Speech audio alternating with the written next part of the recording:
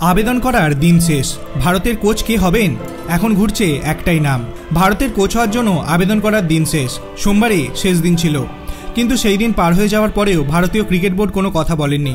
शोना जाच्छे गौतम गम्भीरके कोच करा होते पारे, किन्तु कलकाता नाइट राइडार्सके आईपीएल जेतानो मेंटर एखोनो पर्यन्त भारतेर कोच हওয়া प्रसंगे किछु बलेনি।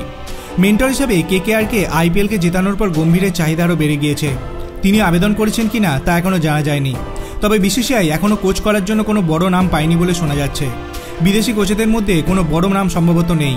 বোর্ড সচিব জয় শাহ স্পষ্ট করে বলে দিয়েছেন যে কোচ হিসেবে এমন কাউকে খোঁজা হচ্ছে যিনি ভারতের ঘরোয়া ক্রিকেট সম্পর্কে খুব ভালো করে জানেন। ভারতীয় ক্রিকেট বোর্ডের প্রথম পছন্দ অবশ্যই ভিভিএস লক্ষণ। তিনি এখন জাতীয় ক্রিকেট একাডেমির প্রধান, কিন্তু লক্ষণ সম্ভবত ভারতীয় দলের কোচ হতে আগ্রহী নন, কারণ রোহিত শর্মা বিরাটদের কোচ হলে 10 মাস টানা কাজ করতে হবে, তাতে রাজি হচ্ছেন না লক্ষণ। আবেদনের দিন শেষ হয়ে গেলেও বোর্ডের এক কর্তা সংবাদ সংস্থা পিটিআইকে বলেন ভারতের কোচ হওয়ার জন্য আবেদন করার দিন শেষ, তবে ভারতীয় ক্রিকেট বোর্ড আরও কিছুদিন সময় নিতে চাইবে। কোনো সিদ্ধান্ত নেওয়ার আগে আরও একটু ভাবতে চাইবে। দল এখন টি-20 বিশ্বকাপ খেলতে ব্যস্ত। তারপর শ্রীলঙ্কা এবং জিম্বাবুয়ে সিরিজে সিনিয়রদের বিশ্রাম দেওয়া হবে।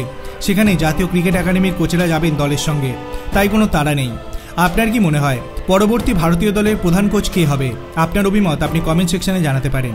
ভিডিওটি ভালো লাগলে লাইক করবেন, চ্যানেলটিকে সাবস্ক্রাইব করতে ভুলবেন না। ধন্যবাদ।